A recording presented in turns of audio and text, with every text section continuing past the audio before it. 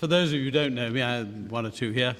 I'm Andrew Burns. I'm the UK envoy for post-Holocaust issues, but also the chairman of the International Holocaust Remembrance Alliance, which has been meeting here in Lancaster House all week. This has arisen from the Stockholm Declaration of 2000. We have 31 states, 6 observers, 3 aspirants, 7 international organizations observing. Everybody comes along with about 10 experts and delegates, so there are a lot of us. We've had some big evening events. We've had lots of working groups and parallel discussions, and today was the plenary meeting, so we're all a bit breathless. But I want to say how pleased we are to hold this event here this evening in conjunction with the Polish Embassy and the Polish Ambassador on the centenary of the birth of Jan Karski, about whom we're going to hear a lot this evening. Jan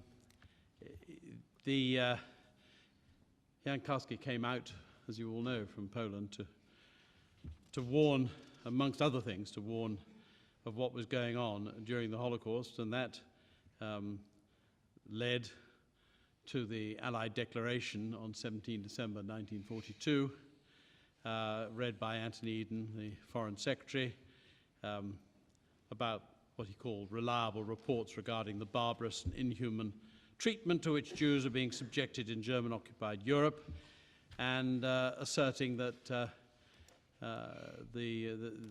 this would not go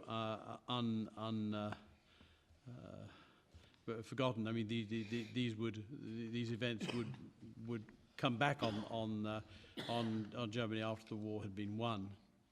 But it was a strong condemnation then. We'll come back to it. I'm sure we can quote the words again. But we're going to start with a film to put it all in context. Before that, I'd like to pass the baton to the Polish ambassador here, sitting beside me, who's really been the inspiration of this event. Over to you, Ambassador. Thank you, Sir Andrew. Sir Andrew, Excellencies, distinguished guests, ladies and gentlemen, let me just say a few words that it is a great honor for me to attend this panel discussion on the mission of Jan Karski. And I would like to start by thanking Sir Andrew Burns and the whole UK chairmanship of the International Holocaust Remembrance Alliance for hosting this event, organized in cooperation with our embassy in London and the Polish Foreign Ministry. I hope the IHRA plenary meeting that has just come to a close was a fruitful one. I would also like to congratulate the British chairmanship on their involvement in promoting knowledge about the Holocaust. I also wish to thank the distinguished panelists for accepting our invitation, Professor Yehuda Bauer, Dr. Wojtek Grapak, Professor Andrzej Żbikowski, as well as the moderator, Professor David Cesarani. I would also like to thank Mr. Martin Smith, the producer of the film Messenger from Poland that we are going to see in a moment, for his continuous support in spreading the knowledge about Jan Karski and his achievements.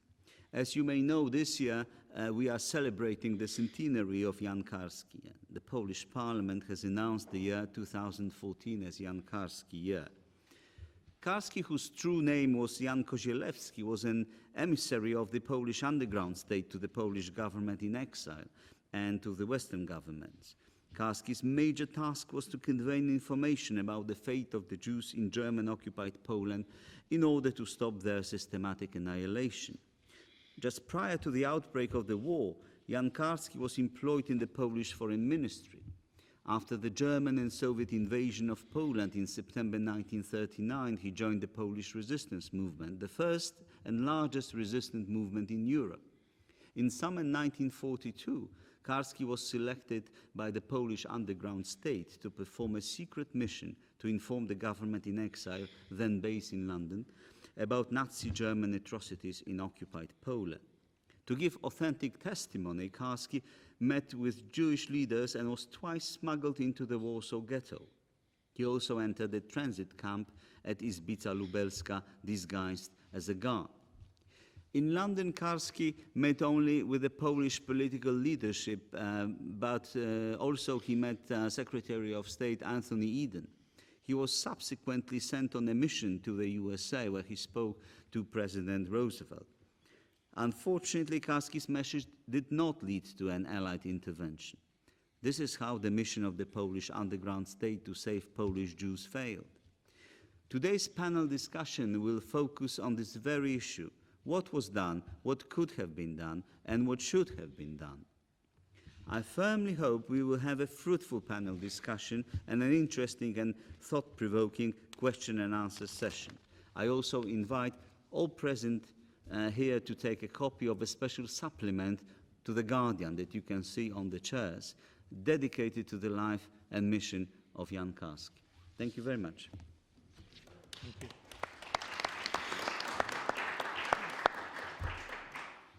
Well, we're fortunate to have with us Mr. Martin Smith, the producer of the film Messenger from Poland, whose film we're about to see, but perhaps he would like to say a few words. Martin is a writer and documentary filmmaker, a BAFTA nominee and an Emmy Award winner, and it's the film Messenger from Poland. Martin. Well, 29 years ago, I went to Professor Karski's apartment in Washington, D.C. At that time, he was a relatively unknown academic who had once worked in the Polish diplomatic service. I was there to film just a couple of minutes of film about Poland's relationships with her allies during the Second World War, which I needed for a film I was making for Britain's Channel 4 television. After just a few minutes in his company, I became uneasy. Indeed, I was even slightly afraid. He seemed cold and very suspicious about our motives. My fear was mixed with concern. I felt I was in the presence of a man riven by doubt, weighed down by life and death. It was also abundantly clear that he needed to talk. After the briefest of conversations, not on film, I determined that Karski was a man of historical importance and had to be filmed as extensively as possible. Unfortunately, I was equipped with only 2 rolls of film. I'd gone there for a couple of spurts of what we call talking heads. And whilst that was fine enough for what I was originally after, it was nowhere near enough to make a lasting record of Karski for posterity. I decided to begin filming without my researcher, whom I dispatched to find the nearest stockist of Kodak 16mm color film and to return to me as soon as humanly possible. By then, the camera and lights were in position, and Professor Karski seemed still restless. Unknown to me, a couple of years previously, he'd been filmed with the famous French director Claude Lanzmann. At the time I was with Karski, Lanzmann's documentary Shoah had not been screened. When it did come out, Karski's contribution had been tightly edited to fit in with Lanzmann's vision of his masterpiece.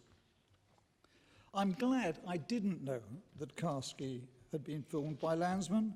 Had I done so, I would have stuck with my original mission and just shot the 2 talking heads. Instead, I pressed ahead with a new plan. One that would give Karski a chance to recall, without interrogation from me, his time spent working as a courier for Poland's wartime government in exile. After 20 minutes of shooting, and just as the stock was running out, my researcher returned with more rolls of film. After the filming was over, Karski and I were exhausted. He had returned to the ugliest and most painful parts of his life as a human being and as a patriot. And I'd become aware of the enormity of his task, his courage, and his destiny, and most strongly of his lasting anguish that even after the presentation of his detailed first-hand report, Poland's allies would take no specific action to prevent the extermination of European Jews. Back in England, my editor Sheila Brady and I crafted a film that, with some brief chapter headings, enabled us to tell the story of Karski's mission entirely in his own words.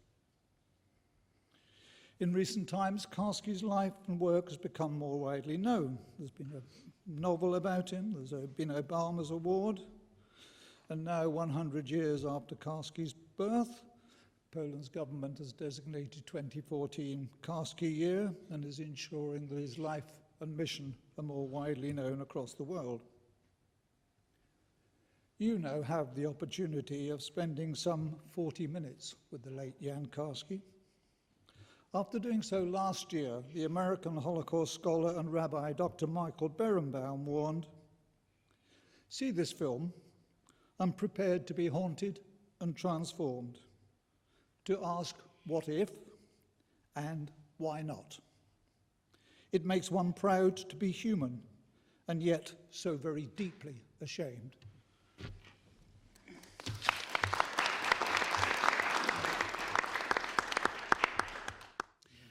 Professor David Cesarani from Royal Holloway, University of London. Can I invite you to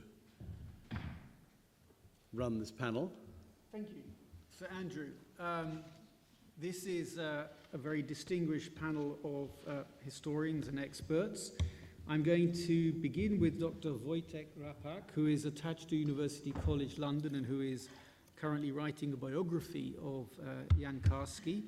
I think I will then come to Professor Andrzej Zybkowski, who is from the University of Warsaw and is attached to the Jewish Historical Institute in Warsaw, more than attached. I think he is a pillar of it.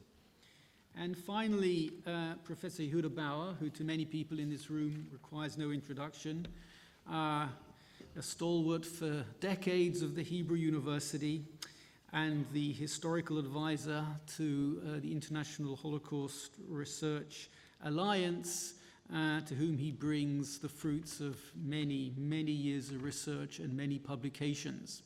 We have asked all of our contributors to limit their initial contribution to a mere 5 to 10 minutes, almost an impossible job, but we hope that this will allow time for discussion and for questions from the floor. So let me begin with Dr. Rapak.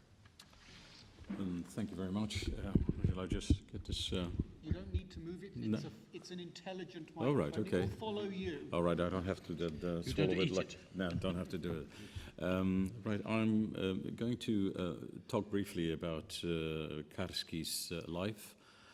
He was born in Łódź in 1914 to a Polish patriotic family. He went to high school in Łódź. Łódź at the time was a very mixed city of about 500,000. About 25% of that was Jewish, 20% German, and the rest Polish. He graduated from high school or from gymnasium in 1931 and then studied law. And after a year at military school or military academy where he became a lieutenant in the cavalry, began what looked like a brilliant career in the Polish foreign ministry. So we're talking about someone who belonged to the interwar generation, a very patriotic Pole, lived in a Poland which had a very large Jewish minority, and also a Poland in which the Jews had periods where they were persecuted. They had, especially after the death of Piłsudski in 1935, where they were living in a state which was almost officially anti-Semitic. Almost officially, I say, but not formally or entirely so. In that context, Karski was a promising young diplomat in the foreign ministry, and then the war broke out September the 1st, 1939, and everything changed for him.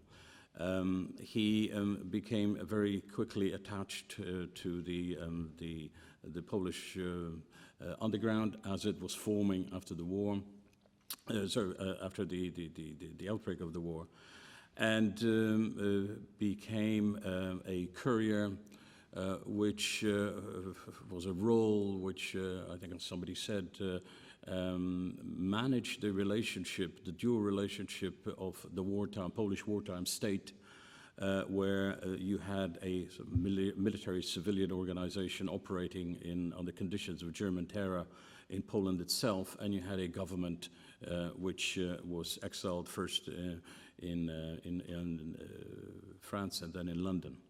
And his role was to be a liaison between those two elements of the Polish state. Now, he went on a number of missions. He went on a total of four missions. The third one was the one that you saw described in the movie. That was the one where he was captured by Gestapo. He was imprisoned, almost committed suicide under torture, and so on. He was obviously someone who was totally committed, heroic individual fighting for his country, which was occupied. We then come to 1942, where Karski at this time is again a member of it's the BIP, Biuro Informacji i Propagandy, section of the Polish underground, the area or the part of it, the section of it which was dealing with gathering information, analyzing information, etc. He then became, as was described, a courier who, and this is now getting us to the point which was mentioned in the film. He was a courier whose responsibility was to be a liaison, an emissary carrying messages between political parties based in Poland and their counterparts in London. He was meant to carry the information in almost sort of their explicit format. As a courier, he was not meant to add any of his own judgments and so forth. Now, the reason why that is important is that, as was mentioned in the documentary, the decision to allow him to convey information from the Jewish underground, that's the Bundists and the Zionists, was not, initially at least, the main part of his mission. That was something which the Zionists and the Buddhist leaders heard about, and they asked the Polish delegate, who was the sort of civilian head in the underground, for permission to use, as it were, Karski's services, which is what Karski did. Just very briefly here, you can see here that Karski during the war is an integral part of what might be called the Polish wartime state. He is under a chain of command. He's given orders. He has a role. He has a function. He then talks to the Jewish underground leaders, and it is probably the case that the visits to the ghetto, and especially the visit to what he thought was Belzec, but there was a controversy as to which place that exactly was, that those visits represent him taking a personal risk of a considerable degree, one which, had his superiors known about it, they would probably said that he was a fool to do that. Although he was very deeply embedded in the Polish underground structures and so forth, There was a high degree of personal risk, of heroism, if you like, that can be ascribed to Karski just before he left Warsaw. The other thing to be clear about, of course, is that we are talking about the summer of 1942, Warsaw in the summer of '92, and of course that is the day, that is the time of the Great Deportation, which began on July 22nd and finished on September 21st. The dates for Karski's conversations with the political leaders, the non-Jewish political leaders, are thought to be sometime in August, and the conversation with the Jewish underground leaders sometime around the middle of September. So therefore, we can locate those conversations as being towards the end of the Grossaktion Warschau. And what he says fits in with that. Karski then leaves Warsaw sometime, and there is some controversy about it. I think that the best guess is that it is towards the very end of September. He goes incognito on the false papers through Nazi-occupied Europe, and ends up in London on November the 25th, 1942. Now, these dates are important because we are talking about a horrible year for the Holocaust, probably the most horrific year. If we are talking about Karski arriving in London in November 1942, obviously, by that time, this is the end of the Warsaw deportations. Many of the worst aspects of the industrialized killing, which the Germans installed in Poland. That's the Camp Reinhardt, the Reinhardt operation camps, Belzec, Treblinka, Sobibor. They are already being wound down, and it is now Auschwitz which is taking over that terrible process. So November, end of November 1942, 25th of November. It just so happens that at that time, information about the Holocaust is being confirmed. First of all, from America, where the Regner telegram it was confirmed after it had been in the State Department for about 3 months. It is also a fact that information arrives from Palestine, which is brought from refugees who were exchanged for German citizens, and that's about the middle of November. So all those information, plus an accumulation of information that had been arriving in London throughout 1942.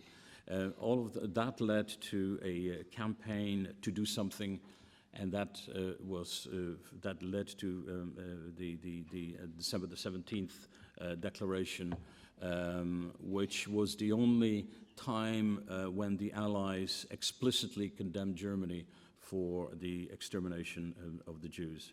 And it is usually thought that Karski had not a major role, not the exclusive role, but a major role in bringing that about. So the declaration was brought about because the Polish ambassador, Count Edward Raczyński, wrote a note on December the 10th, and that note itself was based on messages or reports that had been brought probably by Karski, but perhaps not, in the weeks earlier. Raczyński was himself under pressure from the World Jewish Congress, Easterman, and others. So all of that led to this declaration. Now, I don't know how much I've got. A few minutes. Okay. Now, so that is one major aspect of chapter of Karski's life. He then stays in London and is now an integral part of the Polish government in exile. So he is, whereas in Poland he was deeply involved in the underground in Poland, in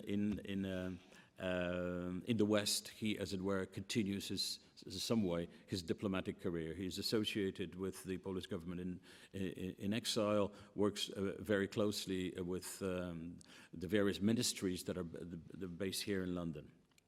And it is because of that he is capable, he's able to meet these important people. If there's one theme that I think is important here is that he is not a solitary hero, as he's sometimes depicted, who travels incognito through Nazi-occupied Europe and somehow manages to get a meeting with Roosevelt. I mean, all of that is because he is part of the Polish wartime state. And I might have a little bit of time to perhaps to say something about why that's important. Okay. Right. I'm now going to turn to Professor Zbikowski to move the story on a bit with adding some more of the context. Yes, thank you for invitation. I'm not so fluent in English. I have some notes, some papers, but, and I use it, because we have some problems. We have two problems. What was the stance of Polish underground movement to Jewish catastrophe, and what was the attendance of Polish society, not attendance. And I like to concentrate of Polish underground organization. It was, and it's not sure, it's something misunderstanding when Polish underground state good function in 42. It started in summer, autumn 43 to be a really organization because the German was not so strong at that time.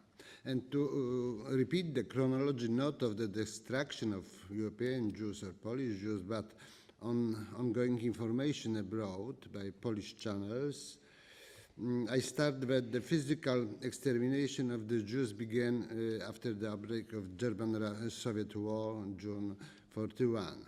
And the perception of these events by the Polish underground was affected by the understanding of the fate of the Jews in the preceding period, during the so-called ghettoization process of the Jews between 1939 and 1941.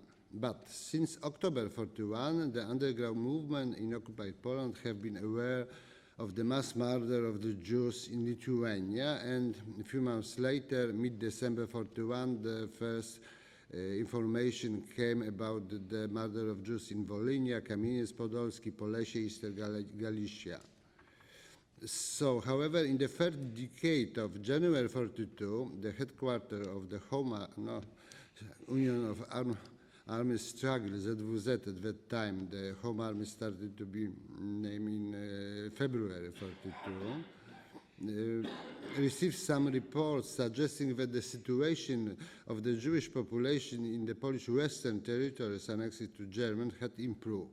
Only one report received in early February 32 dealt with the horrific details of murder in Chełmno at Ner, which, as we know, had begun on 8-9 December 1941.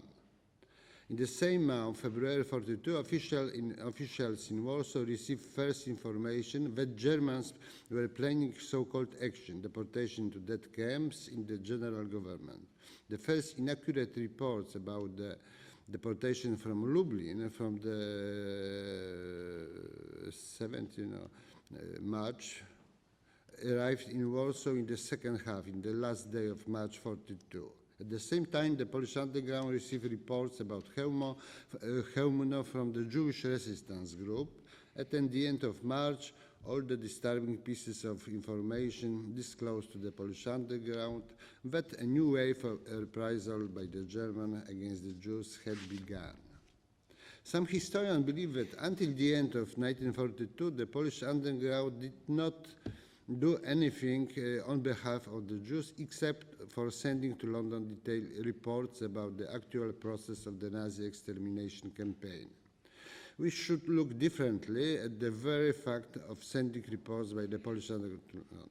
In the first half of 1942, Polish officials in the country even launched a special informative campaign about the situation in the country, in which, among others, the transmission of the news about the murder of Jews were considered very important. This theme, although was not the main feature of the whole informative campaign, but we know some dispatches, announcements, and reports dealing with the murder of the Jews sent at this time to London. Some of them were forwarded to the Polish underground by the Jewish resistance. We should also emphasize that some of the reports, for example, very known annex about terror, number 26, some 2 letters from Bund from May 42, and report 117 from Commander of Home Army were forwarded to London as quickly as possible. The report, this mentioned report from April 42, informing about the organized murder of Jews, was sent by courier already on May 2. There is no doubt that for the Polish underground, the Polish issues were the most important feature of Nazi policy. The persecution of Poles was the main impetus to prepare informative campaign. In many reports and dispatches describing the situation of the Poles sent by the delegate or the commander of the Home Army, either requests for intervention and various retaliatory measures frequently appear. There were sent considerably fewer dispatches and reports in which the underground informed London about the mass murder of the Jews. It contained neither suggestion about responses, not any request for instruction. Information about the murder of Jews was not the most important and appeared somewhat accidentally. For example, the aforementioned Home Army Report 170 dealt with the murder of the Jews in the whole territory of occupied Poland only in the context of a survey of the mood among the German population. And the great action, so deportation, July-September from Warsaw Ghetto, about 320,000, like Jürgen Stropp described it in his report, made it clear to the underground that the Nazi extermination campaign did not intend only to murder the Jews who, I quote, were not capable to work, about half of the population, but that it targeted the whole Jewish population.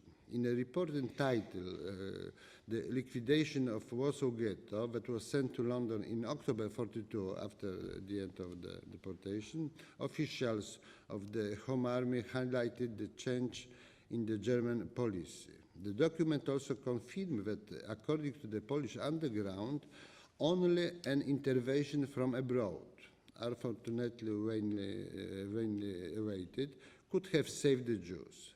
We read in this report, I quote, after Himmler's visit to the general government in March 1942 and his order for the extermination of the 50% of the Jews by the end of 1942, there could be no longer any doubt that this great mass murder could be halted only by events of great military and political importance. The report referred to the camps of Chełmno, Bełżec, and Sobibór. The next document summarizing the knowledge on this subject was the report entitled, I quote, The Anti-Jewish Campaign in 1942, in Polish Akcja Antyżydowska 1942, that was sent to London in early September 1942. The authors repeated the opinion from the spring that I quote, the persecution had been started secretly and that as early as in mid-April and early May, rumors began to circulate in Warsaw that the ghetto was to be liquidated. The great action in Warsaw changed the responses of the Polish officials to the Jewish plight. However, it was only partially because they mostly only informed London about the development without forwarding any own proposals how to respond.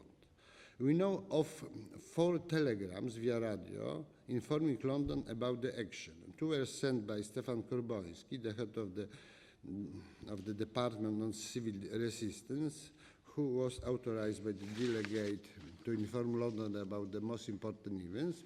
To these dispatches was sent on 26 July and 11 August, and we know also 2 dispatches sent by General Roweski on 31st July and 19 August. As for the reason of the Polish exiles in London during the Great Action, we know that whilst the reports prepared by Korboński were publicized, the most important telegram sent by Rowecki on 19 August was kept back by the Polish administration. It could be possible that it was impacted on by the ongoing second phase of the evacuation of the Polish General Anders' army from the east that had begun on 5th August, and by the disputes and mood in the army itself. The situation in the armed forces was influenced by incidents accompanying the evacuation of Jewish soldiers and civilians. So anti-Semitic events took place there. And the voices of discontent coming from the country concerning General Sikorski's policy towards Soviet Union and his politics of philo-Semitism. The decision took Colonel Michał Protasiewicz, the head of Division 6 of the General Staff, the department responsible for receiving and transmitting messages coming from the occupied country. It's his signature that can be found on the decision not to disclose the dispatch to the unofficial circles. Now, Dr. Rapak said a lot about the Polish diplomatic campaign up to this very known decision of allied governments and so on from December 1742. But to conclude this part of my presentation, the Great Action persuaded the Polish officials in the country that the next goal of the Germans would be the destruction of the Polish nation.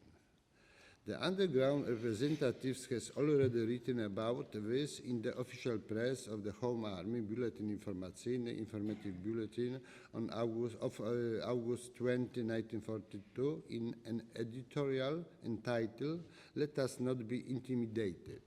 I quote, "In front of the eyes of the Polish nation, the atrocious liquidation of millions of Jews who live among us take place, and this is a warning addressed to us too." The entire article was focused on Poles as future victims.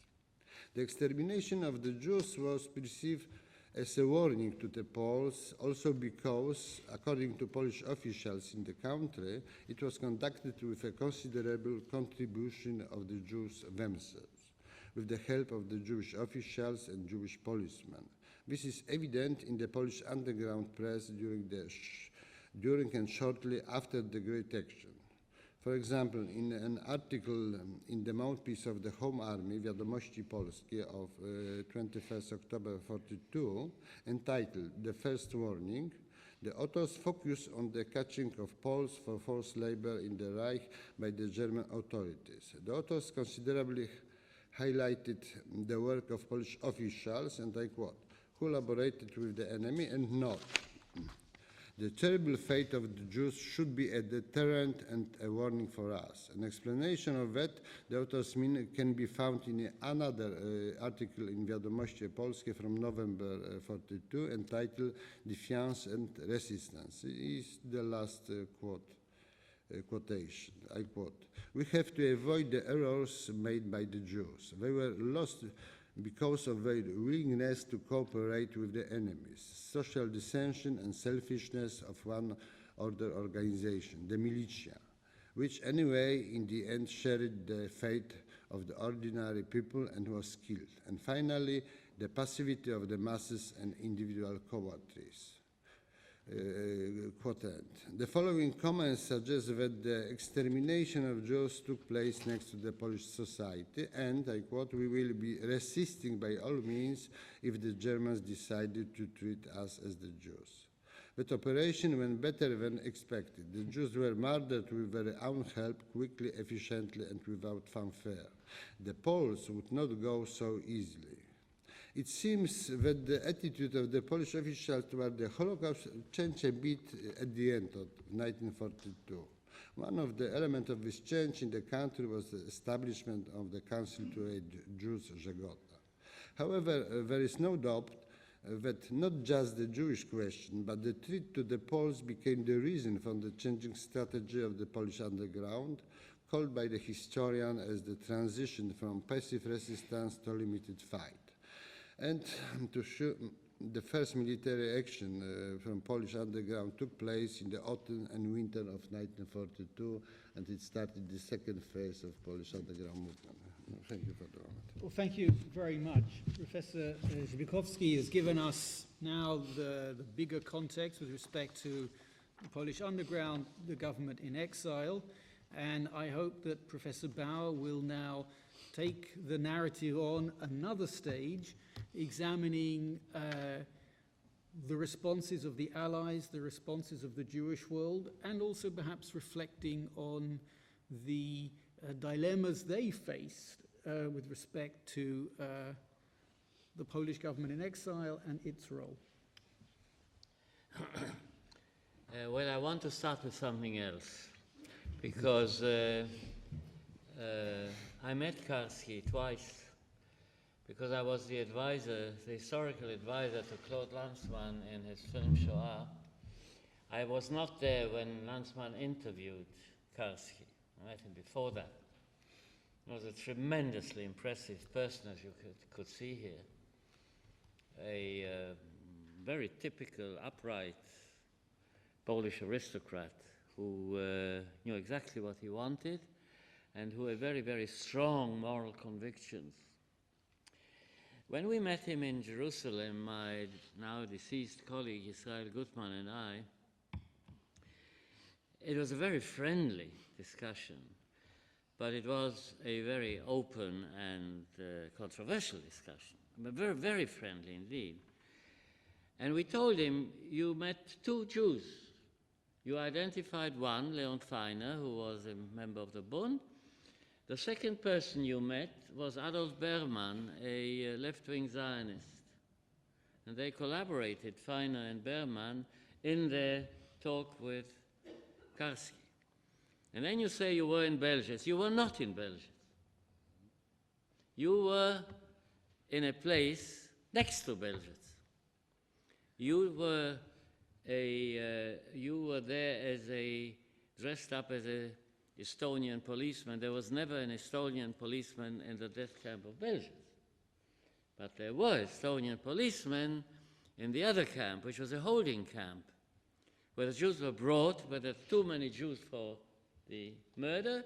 They were put there, and then they were driven out into the death camp. That's where you were. You think you were in the death camp. You are wrong. And Karski said, well, maybe. Karski was a man, Israel Gutmann and I afterwards said to each other, this is a man incapable of lying. He is incapable of saying the untruth, except for to the Gestapo, of course.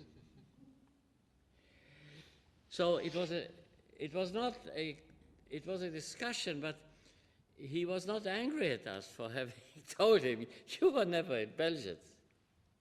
But the fact that you thought you were in Belzec makes a tremendous difference in the story that you told, which is fine. Now, what Feiner and Berman told you to tell the Polish government and afterwards, the British and the Americans, was obviously an impossible thing. To turn to the Pope? Come on. In 1942, it was a hopeless task. There were Catholics who did turn to the Pope and demanded action. And they got an answer. The existence of a Catholic Church is more important than defending innocent lives, with all the terrible dilemma there is. It wasn't just somebody from Poland, yeah? Margit Schlachter from Hungary told the Pope. Not only she, Giuseppe Borzio, the papal delegate in Slovakia in March and April 1942, that's before Karski's mission, sent cables that we have, that were published by the Vatican. In Russia was a clear demand for action on the behalf of the Vatican. Well, clear message as much as a devout Catholic representative of the Vatican could allow himself to do, but it was as clear as anything you could imagine. And the Pope said no. So do you think that if some underground representative or somebody else, you know, from Poland, the Poles threatened the Vatican in 1940. If the Vatican doesn't defend the Poles, there'll be trouble. Didn't help. And there was some basis to that, because the Vatican, Karski thought, you know, there were lots of German Catholics. Well, had the Pope come out with a major statement, how exactly? Over the Vatican radio, which was heard in central Italy and nowhere else, through the Civiltà Cattolica, which was a newspaper read by priests, you know, here and there. How exactly could the Pope have influenced German Catholics? I'm not trying to defend the Pope. I'm just saying these are facts. And you've got to take it when you do historical analysis. About Karski, you've got to get those things straight. Now, what exactly could the Allies have done in October, November 1942? Right? Now, he reaches London after the landing in North Africa. 3 months after the first victory of the American fleet in the Pacific. But the Japanese fleet still controls the Pacific. And the Germans are advancing on Stalingrad. And El Alamein is still a front with Rommel threatening to invade. Because the great battle that Montgomery fought in El Alamein is at the beginning of November. This is after Karski reaches London. In that situation, what exactly could the Allies have done? There was not a single Allied soldier, a Western Allied soldier, on European soil, and the Soviets were retreating. So objectively speaking, what exactly? Bombing? Bombing exactly what? Ghettos? They didn't know in the West about the details about Auschwitz. Now, we didn't at that point tell Karski that because we didn't know ourselves. It was only slightly later that we uncovered a Polish publication of 1968, published by the Auschwitz Museum in Oświęcim. This is under the communists. And we were totally taken aback to discover in that book between, you know, two covers that there were messages that had been sent by the Polish underground as early as 1941 about Auschwitz. In fact, there was a misleading message there in 1941 that spoke about gas chambers, but there were no gas chambers in Auschwitz in 1941. So we said, well, maybe you know this publication is not quite accurate. So quite recently, I turned to my Polish colleagues. You will know them, of course, yes? In fact, Barbara Engelking was just in Jerusalem. And Dariusz Libionka was there. And some others, Jakub Petelewicz. And we said to them, why don't you take this book and examine the Sikorski archive in London, the underground archives of the Polish underground in Warsaw, and have a look. What exactly did the Poles know and transmit to the British? Now, if they did transmit to the British, what did the British do with it? to the Poles in London. What did the Poles in London do with it? Did they transmit it to the British? We don't know, because a German bomb destroyed the archive of the British representation with the Polish government in London. So when Karski tells us, we turn to the Allies for help, I would answer today, I didn't know it then when we met with him. I would answer him today, you were demanding of the Allies things that they couldn't do. But you were also demanding things of the Allies that they could do and didn't do. Because they could not have saved the millions. There was no way. They could have saved thousands, and they didn't. And on the 19th of April 1943, just as Karski was sort of going to the United States, there was a Bermuda conference, supposedly about rescue of refugees. They didn't like to say Jews, you know. It's not nice to say Jews. So it was the 19th of April, as most of you know, was the date on which the Warsaw Ghetto Rebellion broke out. Now, this was pure accident, of course. And Mr. Richard Law, Mr. Eden's second in charge, who is in Bermuda, is sending a cable, and I quote literally to Mr. Eden. Yeah, he tells him, he says, "Sorry to bother you about Jews. I know what a bore that is." That was the attitude. So no wonder that Eden replied to Karski what he tells us he did. Roosevelt is a different story. Karski told us this story about his interview with, I didn't see your film before, of course. He told us in exactly the same way, with the same, you know, movement, with the smoke coming.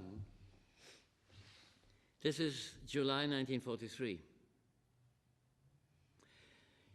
British bombers could have bombed Poland without any fighter escort, because the Brits had Lancaster bombers, which had a range of 4,600 kilometers, which is enough to go backwards and forwards from Poland. But they had no fighter planes to accompany them. They would have been shot down like, you know, ducks in the sky. They couldn't have bombed Poland in 1942. They could have bombed it later. They couldn't have bombed Poland in 1942. It was pure moonshine to talk about that. Because the first fighter plane, the Mustang P-51, which had a British Rolls-Royce engine and an American structure, which had a very, the reach was tremendous, over 6,000 kilometers. It was an excellent fighter plane. That came into service at the end of 1943. By that time, Treblinka wasn't operating anymore, Sobibor wasn't operating anymore, Helmer wasn't operating anymore. It was to renew in June 1944 for a short time. Auschwitz. What did they know about Auschwitz?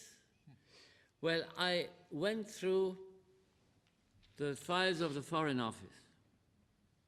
In fact, I copied most of that stuff. I didn't find a word about Auschwitz, apart from the fact it was a terrible concentration camp for Poles and for Jews. They knew it, there were Jews there. Gas chambers, there were rumors, obviously untrue. I mean, who thinks about gassing people? I mean, it's nonsense, can't happen, not in the 20th century. So the Karski mission was doomed from the very beginning in that sense. But you see, that is something different from Karski himself. If you want the image of a hero, if you want to talk about somebody who was willing to sacrifice his life and who was tortured in the most terrible way. He sort of hints at it here. Yeah? Terrible. Didn't say a word. Went through it. Went twice to the West. Was willing to do anything. First of all, to defend his people and his country, but to defend humanity. If you want a hero, Jan Kozelewski, Jan Karski is a good candidate. Thank you very much, Yehuda.